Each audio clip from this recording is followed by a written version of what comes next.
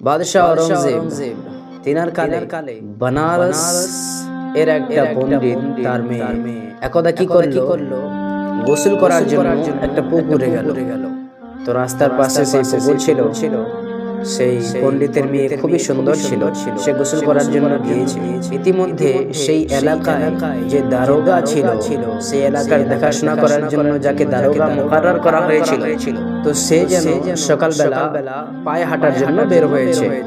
সে যেন চারিদিকে তাফরি করার জন্য বের হয়েছে। সেই দারোগার নাম ছিল ইব্রাহিম। তো সে তাফরি করার জন্য বের হয়েছে, আর এইদিকে পণ্ডিতের মেয়ে সকালবেলা গোসল করার জন্য পুকুরে গিয়েছে। তো সেই দারোগা যখন দেখতে পেয়েছে সেই পণ্ডিতের মেয়েকে গোসল করছে, অমত অবস্থায় দেখলো সে খুবই সুন্দর মেয়ে। তো সুন্দর মেয়ে দেখে তার অন্তরে খারাপ কাজ করা আশা জাগলো। সে মনে মনে ভাবলো এই মেয়েটাকে আমি আমার করে নেব। আল্লাহু সামাদ। তো যখন সে নিজের মহলে ফিরে গেল, নিজের বাসায় ফিরে যাওয়ার পরে সে যেন তার নিজের খাদিমদেরকে বললো, আমার খাদিমেরা একটু খবর নাও তো, আমি আসার সময় একটা মেয়েকে দেখলাম যে পুকুরে গোসল করছিল, সেই মেয়েটা কার মেয়ে, একটু খবর। তো তার খাদিমেরা খবর নিয়ে তার কাছে উপস্থিত হলো যে হুজুর, দারোগা যে মেয়েটাকে আপনি দেখে পছন্দ করেছেন সেই মেয়েটা পণ্ডিতের মেয়ে, বানারসের পণ্ডিতের মেয়ে। তো তখন সেই এলাকার দারোগা যেন বলল, তো যাও সেই পণ্ডিতকে ডেকে নিয়ে আসো। সেই পণ্ডিতের কাছে খবর পাঠানো হলো। সেই পণ্ডিত যেন এই দারোগার বাড়িতে এসে উপস্থিত হয়ে বলল যে হুজুর বলেন কিসের জন্য আমাকে ডেকেছেন। তো সেই দারোগা যেন বলতে লাগলো, হ্যাঁ পণ্ডিত, আমি সকালবেলা যখন ফিরে আসছিলাম রাস্তার পাশে পুকুরে দেখলাম তোমার মেয়ে গোসল করছিল, আমাকে দেখে খুবই পছন্দ লেগেছে, আমি তোমার মেয়েকে আমার করতে চাই। যাও তাড়াতাড়ি বিয়ে দেওয়ার ব্যবস্থা করো, আমি তোমার মেয়েকে আমার বাড়িতে দেখতে চাই।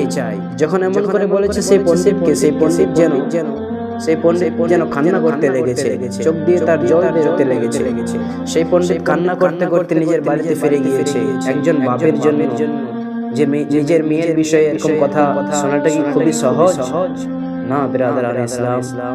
একজন বাপ, সে পণ্ডিত তার অন্তরে খুবই কষ্ট পেয়েছে যে আমার মেয়ে গোসল করতে গিয়েছে, তাকে দেখেছে একজন মুসলমানদের দারোগা, সে দেখে আমার মেয়েকে পছন্দ করেছে। আল্লাহু সামাদ। যখন এই কথা সে ভেবেছে, কান্না করতে করতে বাড়ি ফিরে এসেছে। তখন তার মেয়ে তাকে জিজ্ঞাসা করেছে, বাবা তুমি কোথায় গিয়েছিলা? পণ্ডিত যেন উত্তরে বলল মেয়েকে যে আমি দারোগার কাছে গিয়েছিলাম, দারোগা আমাকে খবর পাঠিয়েছিল তার কাছে যাওয়ার জন্য। তো সেই দারোগা আমাকে বলল যে মা তুমি যখন গোসল করতে গিয়েছিলা, সেই দারোগা নাকি তোমাকে দেখেছে, তোমাকে দেখে পছন্দ করেছে, তার কাছে যাওয়ার জন্য বলেছে। তো পণ্ডিতের মেয়ে ছিল, যখনই শুনেছে যে মুসলমানদের দারোগা তাকে ডেকেছে, তাকে পছন্দ করেছে, তাকে নিজের করবে, তো পণ্ডিতের মেয়ের চোখে জল চলে এসেছে, কান্না করতে লেগেছে। যখন পণ্ডিতের মেয়ে কান্না করতে লেগেছে, তার বাবাও কান্না করতে লেগেছে। যখন তার বাবার কান্না সেই মেয়ে দেখেছে, তার মেয়ে কান্না দেখে তার মেয়ে যেন বলতে লাগলো যে বাবা তুমি চিন্তা করিও না, কোনো না কোনো একটা রাস্তা বের হয়ে যাবে। তখন সেই পণ্ডিত বলতে লাগলো যে মা এখন আমাদেরকে সাহায্য করবে, কেমন রাস্তা হতে পারে? এই কথা বলে মেয়ে বলল, বাবা এখন একটু সবর কর, আবার কোনো না কোনো রাস্তা একটা বের হয়ে আসবে। যখন এইরকম বলেছে, তখন সেই পণ্ডিত সবর করতে লেগেছে। সেই পণ্ডিত সবর করতে লেগেছে। সেই পণ্ডিত যেন থাকতে সময় কাটতে আবার যেন সেই দারোগার বাড়ির তরফ হইতে একখানা খবর চলে আসলো, বলছি কি যে তুমি তাড়াতাড়ি তৈয়ারি করে নাও, তোমার মেয়েকে আগামী কালকে আমি আমার কাছে চাই, তাড়াতাড়ি করে পাঠাও। যখন এমন করে খবর পাঠিয়েছে, সেই মেয়ে যখন দেখেছে তার আব্বা বেশি করে কান্না করছে, তার আব্বা যেন বলতে লাগলো, মা এবার আমাদের কাছে শুধুমাত্র একটাই রাস্তা, আর সেই রাস্তাটা হলো চলো আমরা দুইজনে মিলে জান দিয়ে দিই। আমাদের জান চলে যাবে কিন্তু ইজ্জত তো যাবে না, আমাদের সম্মান তো বেঁচে থাকবে, চলো আমরা জান দিয়ে দিই। সেই মেয়ে কথা শুনে বলতে লাগলো, বাবা তুমি একটা কাজ করো, তুমি যাও সেই দারোগার কাছে গিয়ে বলবা যে আমার একটাই মেয়ে, তার জন্য তার আমি বিয়ে সুন্দরভাবে দেব, সুন্দরভাবে আমার আত্মীয় স্বজনকে ডেকে সুন্দর করে একটা বড় অনুষ্ঠান করব, অনুষ্ঠান করে ইজ্জতের সহিত আমার মেয়েকে আমি বিদায় করতে চাই, কিছুদিনের সময় চাই। এই কথা গিয়ে তুমি ওর কাছে বলো। তো সেই পণ্ডিত যেন বলতে লাগলো, মা সময় নিয়ে কি হবে, তুমি কি কাজ করবা? তো সেই মেয়ে যেন উত্তরে বলতে লাগলো, বাবা তুমি যাও শুধুমাত্র সময় নিয়ে আসো। তো সেই পণ্ডিত চলে গেল। যাওয়ার পরে সেই দারোগার কাছে বলছে, নামে শুধু মুসলমান ছিল ইব্রাহিম দারোগা, তার কাছে বলছে, হে দারোগা, আমার একটাই শুধুমাত্র মেয়ে, আমি তার বিয়ে সুন্দরভাবে ইজ্জতের সহিত দিতে চাই, তো কিছুদিনের আমার সময় লাগবে। তো সে দারোগা যেন বলতে লাগলো, ঠিক আছে, তোমার মেয়ের বিয়ে দিবা তুমি, তার জন্য তোমার সময় লাগবে, ঠিক আছে, তোমার সময় দিলাম, 1 মাসের সময় দিলাম, যাও। যখন এমন করে সেই পণ্ডিত বাড়ি ফিরে আসলো, এসে বলছে, মা সময় দিয়েছে। তখন সেই মেয়ে আবার বলতে লাগলো, বাবা তুমি একটু যাও, মুসলমানদের বাজারে যাও, সেই বাজারে গিয়ে যে বাদশার ছেলের যেগুলা ড্রেস হয়, যে সমস্ত বাদশার ছেলেরা যেরকম ড্রেস পরে, সেই সমস্ত ছেলের কাপড় আমাকে কিনে এনে দাও, সফরে যাওয়ার জন্য একটা সওয়ারি এনে দাও। যখন এমন করে বলেছে, তখন সেই মেয়ের কথা শুনে তার বাবা যেন মুসলমানদের বাজারে চলে গিয়েছে। আর মুসলমানদের বাজারে গিয়ে ওই জায়গা থেকে সুন্দর সুন্দর ছেলের কাপড় নিয়ে, সুন্দর সুন্দর ছেলের কাপড় নিয়ে একটা ঘোড়া নিয়ে সেই বাড়িতে উপস্থিত হয়ে তখন মেয়েকে জিজ্ঞাসা করছে, মা তুমি কোথায় যাবা? মেয়ে বলছে, দাঁড়াও বাবা বলছি। এমন করে বলছে, বাবা কাপড়গুলো যেন সেই মেয়ে পরলো। বলার পরে কাপড়গুলো যখন মেয়ে পরে নিল, সেই ছেলের ড্রেস পরে, ছেলের লিবাস পরে, পরিধান করার পরে সেই ঘোড়ার উপরে সওয়ার হয়েছে। তখন সেই পণ্ডিত যেন জিজ্ঞাসা করতে লেগেছে, মা তুমি কোথায় যাচ্ছ?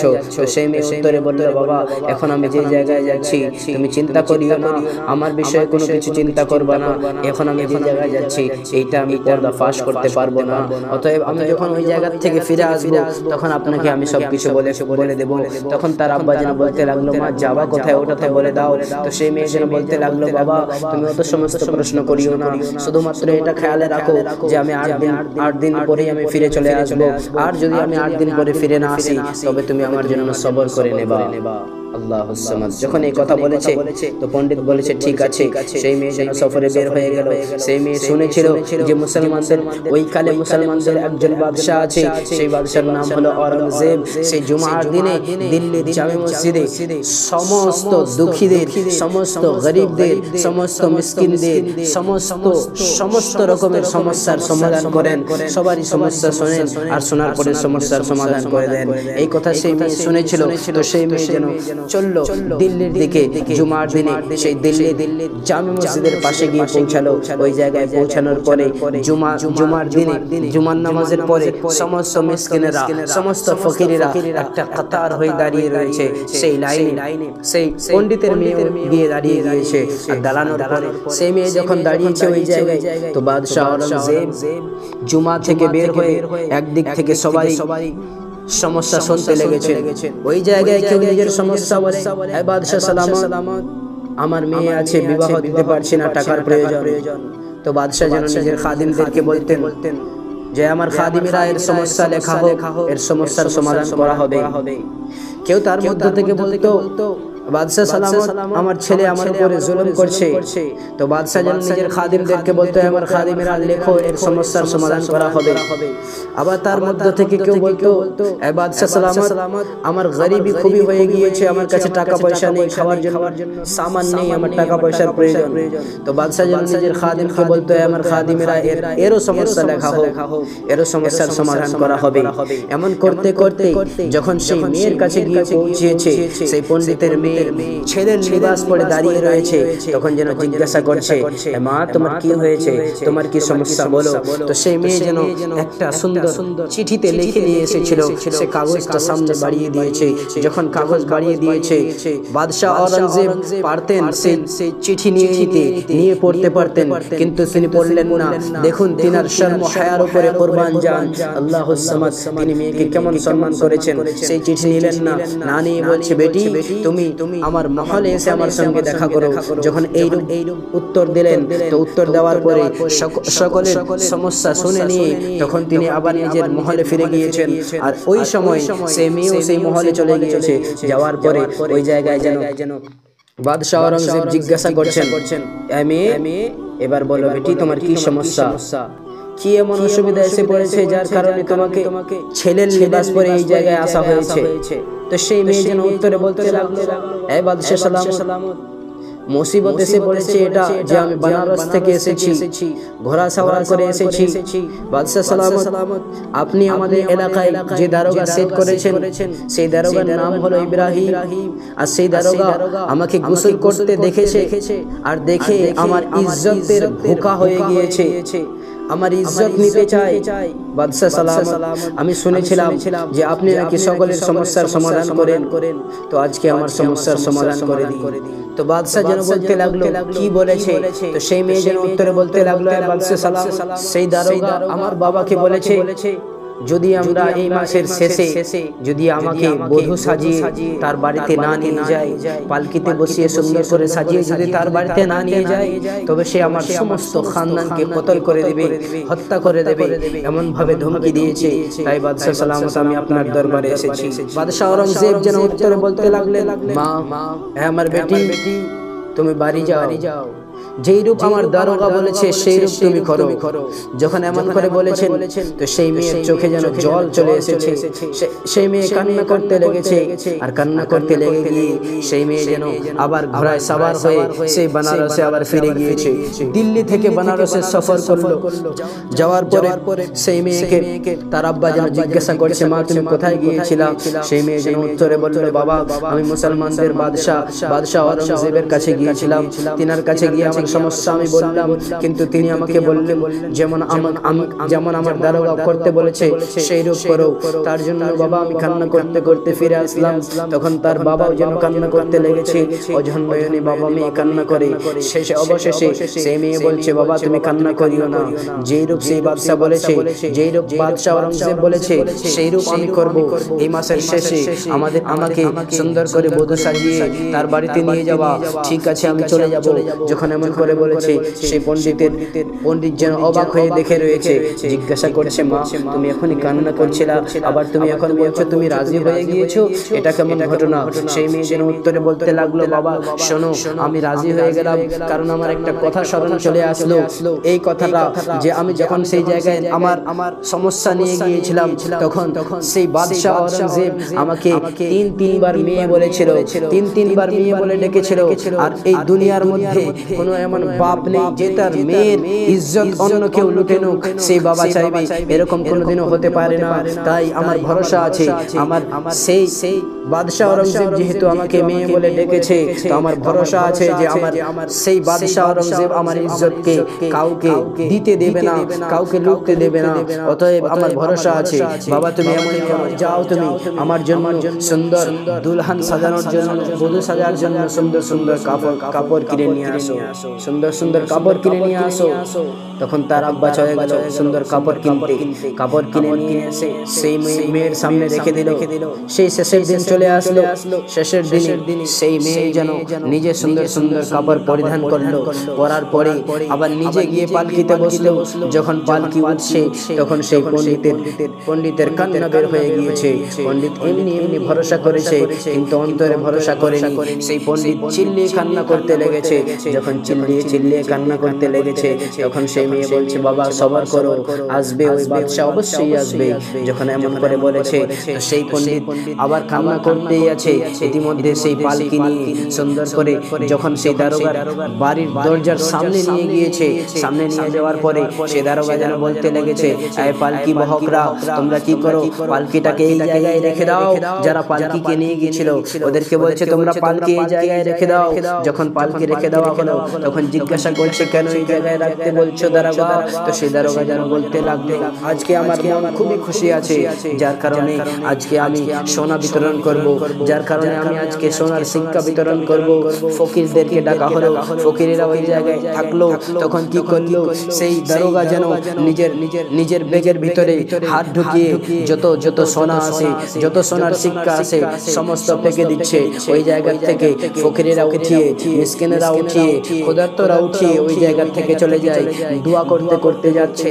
যখন এই রূপ কাজ চলছে, যখন এই রূপ সেই দারোগা দিতেই আছে, তখন ওই ফকিরদের মধ্য থেকে, ওই ভিখারিদের মধ্য থেকে একজন ভিখারি বের হয়ে আসলো, যে নিচে পড়া শিক্ষা উঠালো না উঠিয়ে সেই দারোগার সামনে নিজের হাত আগে বাড়িয়ে দিয়েছে আর বলছে, এই দারোগা তুমি আমার হাতে দাও। তো সেই দারোগা বলতে লাগলো, তুমি আবার কেমন ফকির? দেখতে পাচ্ছ আমি সবাইকে এই জায়গায় সোনার শিক্ষা ফেঁকে দিচ্ছি, সকলে উঠিয়ে নিয়ে যাচ্ছে, তুমিও উঠিয়ে নিয়ে চলে যাও। সেই ফকির যেন বলতে লাগলো, সেই ফকিরের চেহারায় চাদর ঢাকা ছিল, সেই ফকিরের পরনে যে কাপড় ছিল ছেঁড়া ফাটা ছিল। তো সেই ফকির যেন বলতে লাগলো, এই দারোগা আমি ওই জাতের ফকির নয় যে আমি নিচের থেকে উঠিয়ে নিয়ে যাব, আমি ভিক্ষা নেব তো আমি হাতে করে নেব। যখন এমন করে বলেছে, তখন সেই দারোগা যেন বলল, তুমি তাহলে জিদ্দি ফকির, ধরো নিয়ে যাও। যখন এমন করে উঠিয়ে হাতে দিতে গিয়েছে, তখন সেই ফকির যেন সেই হাতখানা ধরে নিয়েছে। সেই দারোগার যখনই হাত ধরেছে, সেই দারোগার হাত ধরে একদিক দিয়ে সেই ফকির নিজের চেহারা থেকে চাদরখানা হাটিয়ে দিয়েছে। আর যখন চেহারা থেকে চাদর হাটিয়েছে, তৎক্ষণাৎ যেন সেই দারোগা কাঁপতে আরম্ভ করেছে। আর যখন কাঁপতে আরম্ভ করেছে, মানুষেরা বয়ান করছে কি সেই ফকির কোনো ফকির নয়, সেই ফকির ছিল সেই দিল্লির জামে মসজিদে যেই বাদশাহ আওরঙ্গজেব সেই মেয়ের সমস্যা শুনেছিল, যেই বাদশাহ আওরঙ্গজেব নিজের মহলে ডেকেছিল, নিজের মহলে ডেকে সেই মেয়ের সমস্যা শুনেছিল, সেই বাদশাহ আওরঙ্গজেব ওই জায়গায় এসে উপস্থিত ছিল। সুবহানাল্লাহ, সুবহানাল্লাহ। তিনি ওই জায়গায় এসে উপস্থিত হয়েছেন। সেই দারোগার পা কাঁপতে আরম্ভ করেছে। সেই দারোগার যখন পা কাঁপছে, তখন বাদশাহ আওরঙ্গজেব যেন বলতে লাগলেন, বাদশাহ আওরঙ্গজেব যেন বলতে লাগলেন, এই জালিম, তোমাকে আমি দারোগা সেট করেছি, তুমি কি ভেবেছো আমি দিল্লির মাটিতে বসে রয়েছি, তো তুমি এই জায়গায় যা ইচ্ছা তা করবা? যখন এমন করে উত্তর দিয়েছে, তখন এলান করে বললেন, একে শাস্তি দেওয়া হবে, দুইটা হাতি নিয়ে আসা হোক। দুইটা হাতি নিয়ে আসা হলো, দুইটা হাতি দুই পাশে রাখা হলো, দুই হাতি দুই দিকে, আর এই দিক থেকে মাঝখানে সেই দারোগাকে রাখা হয়েছে। দারোগার দুই পায়ে দুইটা রশ্মি বেঁধে দেওয়া হলো, আর ওইদিকে হাতি দিয়ে বেঁধে দেওয়া হলো। যখন এইদিকে একটা পা এক হাতিতে, একটা পা এক হাতি যখন বেঁধে দিয়েছে, হাতিগুলাকে দূরে দূরে সরানো হলো। যখন দুইটা হাতি দুই দিকে চলতে লাগলো, তো দুই দিকে যাওয়ার কারণে সেই দারোগার ওই জায়গায় মরণ হলো, তার শরীর দুই টুকরা হলো। মুআজ্জাজ সামিঈন কিরাম, তখন বাদশাহ আওরঙ্গজেব যেন এলান করে বললেন, এই দুনিয়ার মানুষেরা শুনে নাও, মেয়েকে মেয়ের মতো সম্মান দেওয়া হবে। এটা দেখা হবে না যে সেই মেয়ে মুসলমান আছে কি হিন্দু, সেই মেয়ে শিখ আছে কি ঈসাই, মেয়েকে শুধু মেয়ের মতোই সম্মান দেওয়া হবে। বিরাদরান ইসলাম, বাদশাহ আওরঙ্গজেব হয়ে তিনি মেয়েদের কত সম্মান করেছেন, কত ইজ্জত দিয়েছেন। কিন্তু এখন এমন অবস্থা হয়েছে যে আমরা নিজে মেয়েদের বোরখা খোলাতে রাজি হয়ে গিয়েছি, নিজে মেয়েদেরকে বোরখা পরাতে পারছি না। আল্লাহুস সামাদ, নিজের মেয়ের সম্মান বাঁচান, নিজের মেয়ের ইজ্জতকে বাঁচান, নিজের মেয়ের ইজ্জতকে অন্যজনকে দেখতে দিয়েন না। নিজের মেয়েকে সুন্দরভাবে সামলিয়ে রাখুন, সুন্নাত মোতাবেক, কোরআন ও হাদিসের মোতাবেক সুন্দর করে নিজের মেয়েকে ফুল বানিয়ে তৈরি করুন। আল্লাহুস সামাদ, সেই মেয়ের কারণে আপনি জান্নাত পেতে পারেন, আবার সেই মেয়ের কারণে আপনি জাহান্নামও পেতে পারেন। যদি আপনি সেই মেয়েকে সুন্দর করে বোরখা পরিয়ে ইসলামিক নিয়ম অনুযায়ী চলাফেরার আদেশ দেন, চলাফেরা করান, তবে অবশ্যই সেই মেয়ে আপনাকে জান্নাতে নিয়ে যেতে পারে। আর যদি আপনি সেই মেয়েকে ইসলামিক নিয়মিত থেকে বাইরে বের করে এই দুনিয়াবি নুমাইশ দেখে, দুনিয়াবি মানুষের কথা শুনে যদি আপনি আপনার মেয়েকে তৈরি করেন, তবে অবশ্যই আপনার মেয়ে হতে পারে যে কাল কিয়ামতের দিবসে আপনাকে জাহান্নামে নিয়ে যেতে পারে। বিরাদরান ইসলাম, অবশ্যই নিজেদের বোন, নিজের স্ত্রী, নিজের মেয়ে, নিজের মা, অবশ্যই এনাদেরকে সামলিয়ে রাখুন, সাবধান করে রাখুন। Thank you very much for watching our full video. If you want to see this kind of Islamic video, please subscribe our channel Tafsir Quran 786.